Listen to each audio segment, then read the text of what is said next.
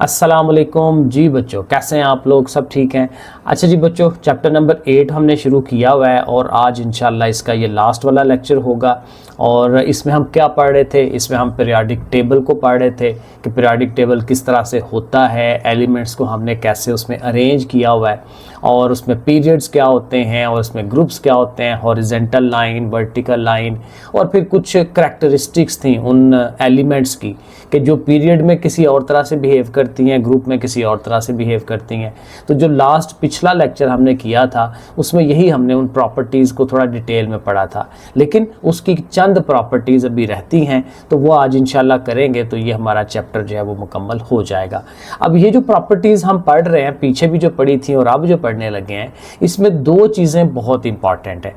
एक इनकी डेफिनेशन, क्योंकि डेफिनेशन आपको पता है ये बहुत इंपॉर्टेंट है, पेपर में आ सकती हैं, बहुत ज़्यादा चांसेस हैं, तो डेफिनेशन को तो छोड़ना नहीं है ना, वो तो मस्ट है, वो तो आपने लाजमी तैयार करनी है। जितनी भी पीछे हम आयनाइजेशन एनर्जी और जो भी चीज़ें हमने पीछे पढ़ी थी और अभी भी हैं, या जैसे अब ये इलेक्ट्रॉन एफिनिटी है तो इसकी डेफिनेशन भी हम याद करेंगे। और उसके साथ दूसरी जो चीज़ है कि पीरियड्स में इन चीज़ों का बिहेवियर कैसे होता है और ग्रुप्स में इन चीज़ों का बिहेवियर कैसे होता है। तो ये दो चीज़ें, डेफिनेशन और ग्रुप्स और पीरियड में इनका बिहेवियर, ये दोनों चीज़ें जो है ना, हर ग्रुप के अंदर आपने इनको ज़रा चेक कर लेना है। अब देखें, इसको शुरू करते हैं। इलेक्ट्रॉन एफिनिटी क्या चीज़ है?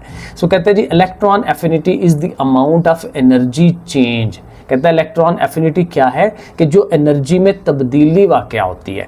कौन सी एनर्जी में? When an electron is added up, जब एक इलेक्ट्रॉन को हम लेके आते हैं in the outermost shell, सबसे बाहर वाले मदार में, शेल में, of an isolated gaseous atom, एक ऐसा गैस का एटम जो बिल्कुल बाकी चीज़ों से आज़ाद पड़ा हुआ है क्योंकि किसी और चीज़ का असर नहीं उस पर हो रहा। सो बेसिकली क्या हुआ कि एक एटम पड़ा हुआ है, तो एटम के अंदर आउटर मोस्ट शेल जो है अक्सर इनकम्प्लीट ही होता है ना, सिर्फ नोबल गैसेज ही होती हैं जिनका आउटर मोस्ट शेल जो है वो मुकम्मल होता है। तो आउटर मोस्ट शेल में एक और इलेक्ट्रॉन का इजाफा कर लेना, ठीक है ना। शेल क्या था? शेल बेसिकली वो मदार है, वो सर्कल है, वो रास्ता है जिसमें इलेक्ट्रॉन घूमते हैं। और जाहिर है कि रास्ता एक तो नहीं होता, 3 4 5 रास्ते होते हैं। जो सबसे बाहर वाला रास्ता है उसकी हम बात कर रहे हैं कि उसको हम आउटर मोस्ट शेल कहते हैं। तो उस शेल में एक और इलेक्ट्रॉन को ला के बाहर से वहाँ पे बिठा देना, और बिठाने से जो एनर्जी में तब्दीली वाक़या होती है, क्योंकि एटम की और न्यूक्लियस की और इलेक्ट्रॉन्स की पहले से एनर्जी जो है वो डेवलप हुई हुई है, ठीक है, उनकी फोर्स ऑफ अट्रैक्शन डेवलप हुई हुई है, तो उसमें चेंज आप लेके आ जाते हैं एक और नए इलेक्ट्रॉन के आने की वजह से। तो इसी को हम कहते हैं इलेक्ट्रॉन एफिनिटी। तो ये डेफिनेशन यहाँ से लेकर यहाँ तक प्रॉपर आपने याद कर लेनी है, इसको छोड़ना नहीं है। साथ ही एग्जांपल भी वो दे रहा है कि कहता है फॉर एग्जांपल 328 किलो जूल पर मोल एनर्जी इज रिलीज्ड, निकलती है when an electron enters in the fluorine atom.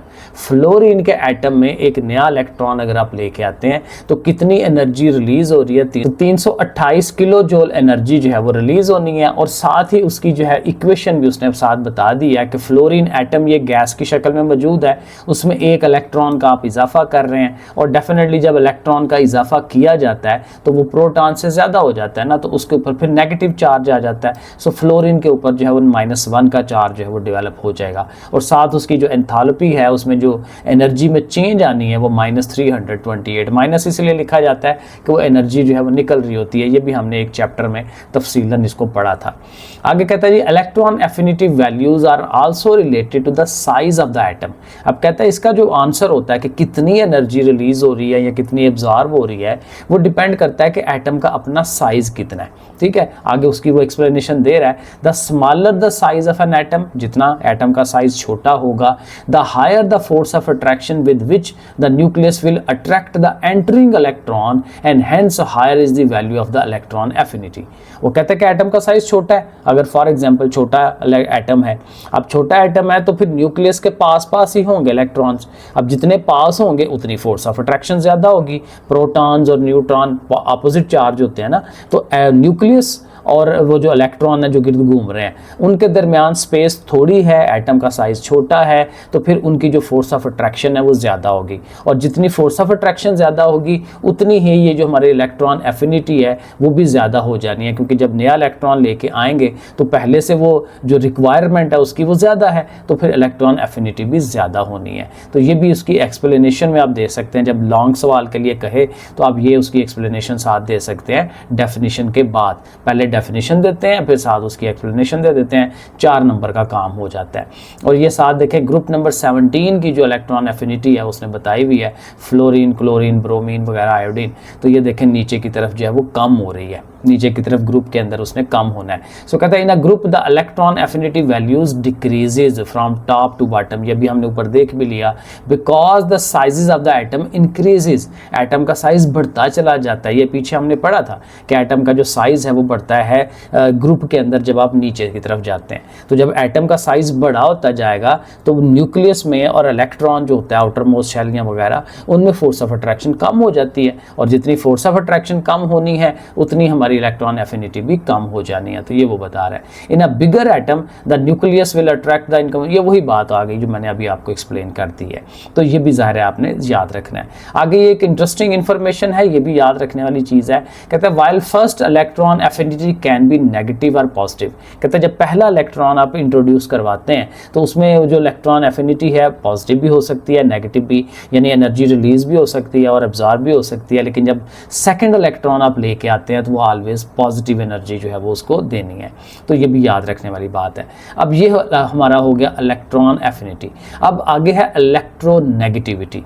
अब ये मोस्ट इंपॉर्टेंट डेफिनेशन है, या समझ लें कि मोस्ट इंपॉर्टेंट कंसेप्ट है।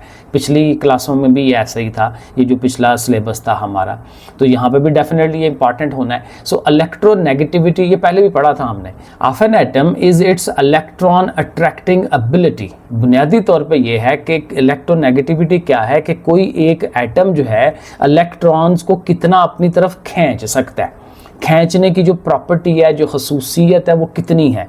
ये असल में मुकाबला हो रहा है दो एटम्स के दरमियान। ये जब हम कोवलेंट बॉन्ड बनाते हैं, क्योंकि बॉन्ड ज़ाहिर है डिफरेंट तरह से बनता है, तो जब कोवलेंट बॉन्ड बनता है तो वहाँ पे इश्तराक होता है, वहाँ पे दोनों शेयरिंग होती है बेसिकली, कि दोनों एटम्स जो हैं वो अपना अपना इलेक्ट्रॉन दे रहे होते हैं, तो वो एक पेयर बन जाता है। तो उस पेयर को कौन सा एटम ज़्यादा खींच सकता है अपनी तरफ, यही बेसिकली इलेक्ट्रोनेगेटिविटी है।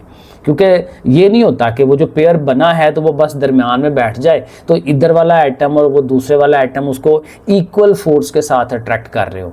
वो डेफिनेटली किसी एक की फोर्स ऑफ अट्रैक्शन ज़्यादा होती है, और वही इलेक्ट्रोनेगेटिविटी है, जिसकी ज़्यादा होगी वो जो हमारा पेयर है, जोड़ा है इलेक्ट्रॉन्स का, वो उसकी तरफ उसका झुकाव ज़्यादा हो जाएगा। ये अगेन वही एग्जांपल आ जाती है, शादी वाले जो लड़का और लड़की की शादी करते हैं तो ज़ाहिर है एक बॉन्ड डेवलप हो जाता है दो घरों के दरमियान। अब झुकाव किस तरफ होना है, इलेक्ट्रोनेगेटिविटी किसकी ज़्यादा होती है, ससुराल की ज़्यादा होती है या मेके वालों की ज़्यादा होती है, तो वो डिपेंड करता है। किसी एक तरफ झुकाव जो है कभी ज़्यादा हो जाता है, बहुत कम लोग होते हैं जो बैलेंस करके रखते हैं, तो बहरहाल ये उस तरह से एग्जाम्पल भी हो सकती है। तो electronegativity of an atom is its electron attracting ability, it is defined as, अब डेफिनेशन यहाँ से लेनी है आपने, द फोर्स विद विच, अब ये फोर्स है, ताकत है, जिसके साथ क्या होगा, एन एटम अट्रैक्ट, एक एटम जो है अट्रैक्ट करता है, कशिश करता है, the shared pair of electron, वही जो पेयर है जिसको शेयर किया गया है एटम इलेक्ट्रॉन्स का, उसको अपनी तरफ खींचने का, टुवर्ड्स इटसेल्फ, अपनी तरफ, इन अ बॉन्ड, जब बॉन्ड के अंदर वो होता है। तो अभी मैंने आपको एक्सप्लेन कर दिया। ये डेफिनेशन प्रॉपर आपने याद करनी है, अगर पहले से याद कर ली हुई है कहीं पे तो फिर ठीक है, ओके है, वरना ये डेफिनेशन आप याद करेंगे।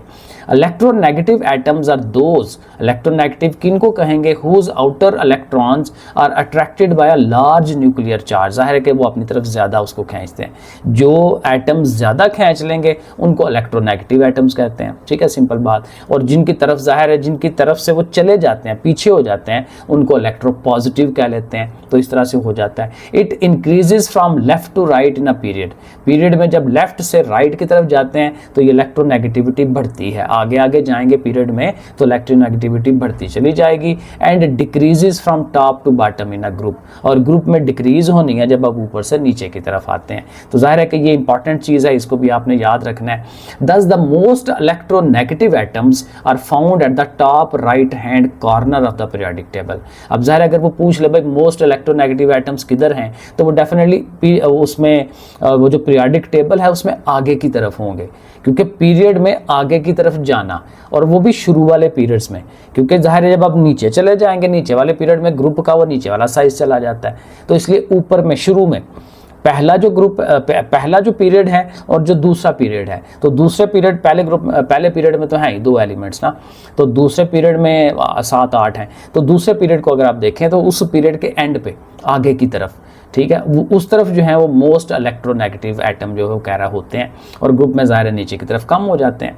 तो ये वो बात कर रहा है। The most electronegative atoms are fluorine, oxygen, nitrogen, chlorine. ये आप पीरियोडिक टेबल को देखें तो ये आपको उस साइड पे, राइट साइड पे नज़र आ जाएंगे टॉप के ऊपर, ठीक है। तो ये उसमें टेबल वही बात कह रहा है कि टेबल्स को आप देखें साथ साथ। द मोस्ट इलेक्ट्रोपॉजिटिव एलिमेंट्स, अब ये इलेक्ट्रोपॉजिटिव की बात कर रहा है, lies at the bottom left. अब ज़ाहिर ये बॉटम लेफ्ट की तरफ होंगे, लेफ्ट की तरफ, लेकिन बॉटम नीचे की तरफ, वो जो होते हैं वो इलेक्ट्रोपॉजिटिव एलिमेंट्स जो है वो होते हैं। ये असल में ये वो मेटल्स और अल्कली मेटल्स के जो नीचे वाले ना उनकी वो बात कर रहा है। और ये देखें उसने बताया भी हुआ है, सेकंड पीरियोडिक एलिमेंट जो है लिथियम, बेरियम, बोरान, कार्बन, और देखें इलेक्ट्रोनेगेटिविटी 1 से लेके कहाँ तक जा रही है, फ्लोरीन पे जाके वो 4 बन रही है।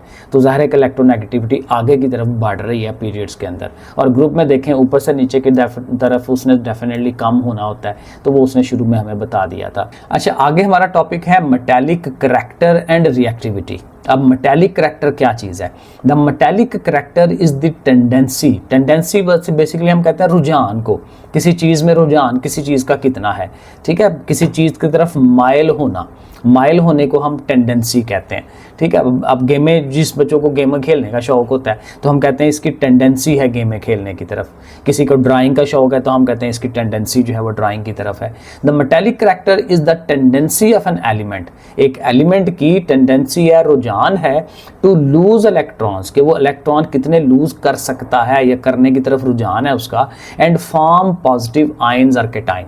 अब जाहिर है कि जब इलेक्ट्रॉन निकल जाता है तो पॉजिटिव आयन ही बनता है ना, तो उसको केटाइन भी कहते हैं। एनाइन होता है कि जब इलेक्ट्रॉन आ जाता है, ठीक है, ये भी पीछे पड़ा था। सो बेसिकली क्या है कि कोई भी एटम या एलिमेंट जो है कितने इलेक्ट्रॉन इजीली शेड कर देता है, निकाल देता है कि भाई मैंने नहीं रखने अपने पास, निकाल देने हैं, किसी को दे देने हैं। तो किसके अंदर कितना रुझान ज़्यादा है, किस में कम है, किस में रुझान ज़्यादा है। और अगर आप गौर करें तो यहीं से उसकी ये जो रिएक्टिविटी है वो बन जाती है, क्योंकि उसके साथ ही लिंक बन गया। क्योंकि अब मैं फ़ौरन दे दूंगा अपने इलेक्ट्रॉन तो मेरा रिएक्शन जो है वो जल्दी हो जाएगा, उस एलिमेंट का रिएक्शन जल्दी होगा, वो मोस्ट रिएक्टिव होगा। तो जिसका अंदर रुझान कम है वो ज़ाहिर है लेस रिएक्टिव होगा। तो यही वो बात है इसके अंदर। तो ज़ाहिर है कि ये जो शुरू वाली 2 लाइनें हैं ये मेटालिक करैक्टर की डेफिनेशन आ जाएगी।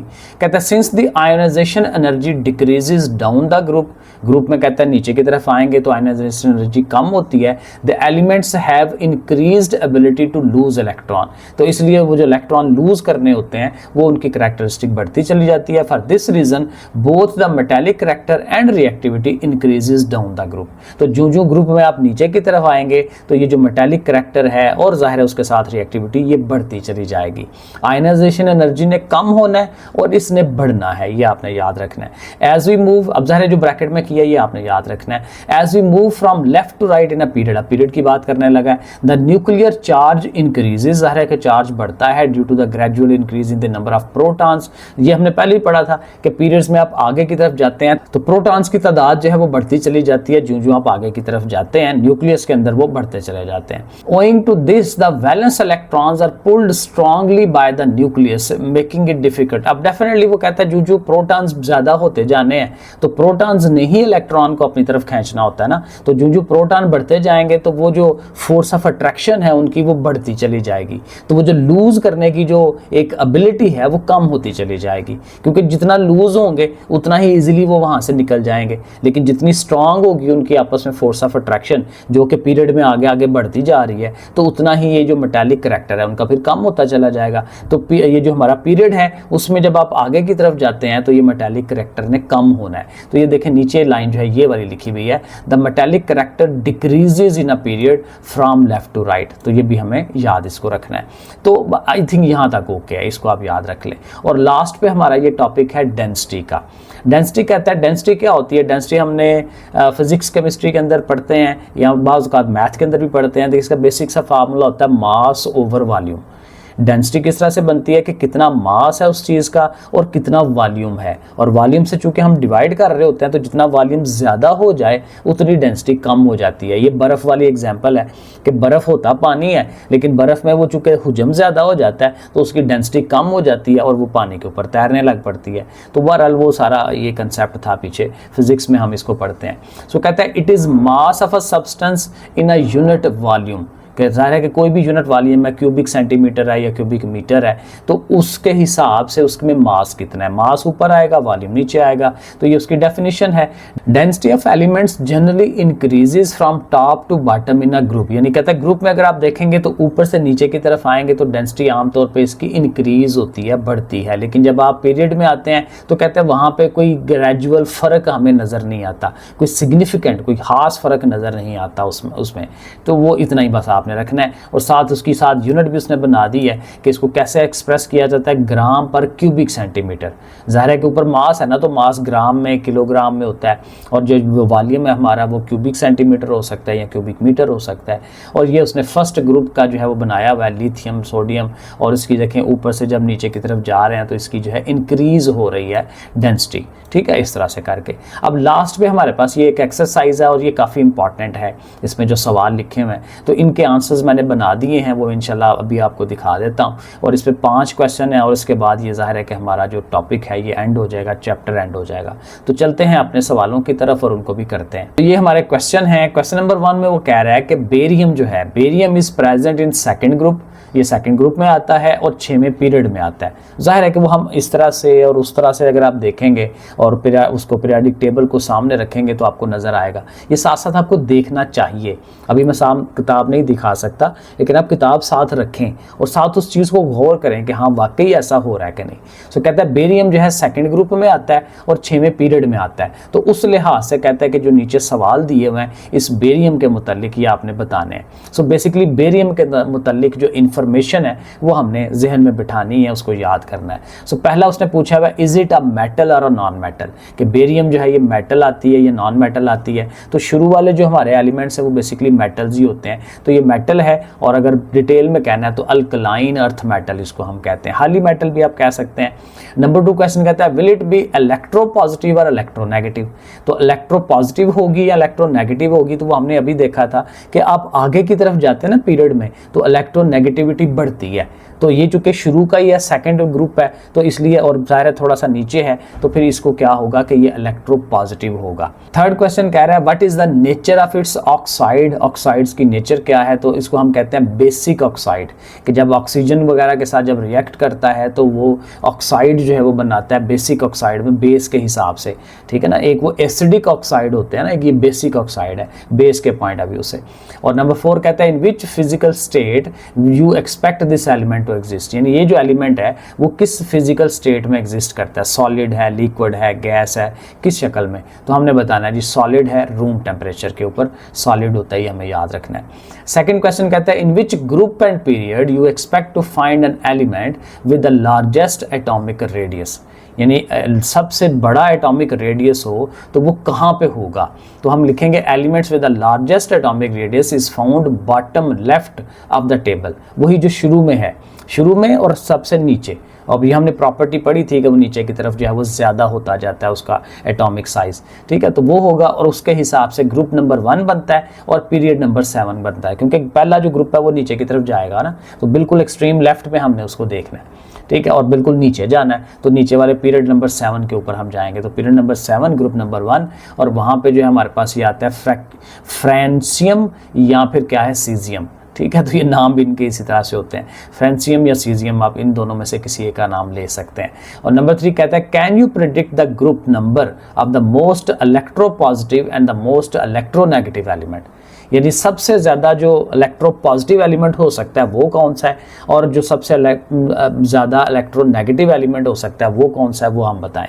तो कहते हैं मोस्ट इलेक्ट्रोपॉजिटिव एलिमेंट जो है ग्रुप 1 में होगा, वो जो शुरू वाला ये अल्कली मेटल्स जो हैं उसके अंदर आते हैं, और मोस्ट इलेक्ट्रोनेगेटिव एलिमेंट्स जो हैं वो ग्रुप नंबर 17 आगे, ये हमने पहले भी पढ़ा था, आगे की तरफ जो इलेक्ट्रोनेगेटिविटी है वो ज़्यादा होती है, और ग्रुप नंबर 17 में ही होगा, क्योंकि ग्रुप नंबर 18 जो है वो तो फिर हमारे वो नोबल गैसेज आ जाती है ना, तो उसके बिल्कुल साथ वाला, ठीक है। तो उसके अंदर, उस ग्रुप के अंदर कहता है कि इलेक्ट्रोनेगेटिविटी जो है वो सबसे ज्यादा होगी। और क्वेश्चन नंबर 4 है चूज अमंग द फॉलोइंग, ये जाहिर है कि ये लिथियम, पोटेशियम, ऑक्सीजन, फ्लोरीन वगैरह जो है, कहते हैं इनमें से चूज करें having the lowest ionisation energy, ionisation energy किसकी कम है, and the elements with the highest electron affinity है, तो वो सारी चीजें हमने बतानी है। सो कहता है इनके अंदर लोएस्ट जो आयनाइजेशन एनर्जी है वो पोटेशियम की है, क्योंकि ये ग्रुप नंबर 1 में आता है और पीरियड नंबर 4 में आता है। और इस तरह कहता है हाईएस्ट जो इलेक्ट्रॉन एफिनिटी है वो क्लोरीन की होगी, जो कि ग्रुप नंबर 17 में आता है और पीरियड नंबर 3 में आता है। अब जाहिर है कि ये थोड़ी इंफॉर्मेशन टाइप है, ये हमें थोड़ा सा याद करना पड़ेगा।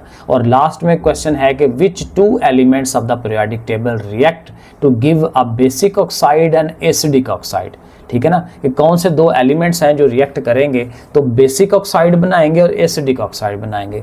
तो बेसिक की एग्जांपल हम लेते हैं मेटल प्लस ऑक्सीजन, ये जो मेटल पहला ग्रुप है हमारा मेटल्स का, उसकी ऑक्सीजन के साथ रिएक्शन, तो सोडियम की ऑक्सीजन के साथ रिएक्शन करवा रहे हैं तो Na2O जो है वो आपके पास आ जाता है, रिएक्शन भी आप साथ उसको बता सकते हैं। और एसिडिक ऑक्साइड जो है नॉन मेटल, यानी अब ये याद रखना है कि एसिडिक बनाना है तो नॉन मेटल के साथ रिएक्ट करवाएं ऑक्सीजन का, और बेसिक बनाना है तो मेटल के साथ रिएक्ट करवा दें।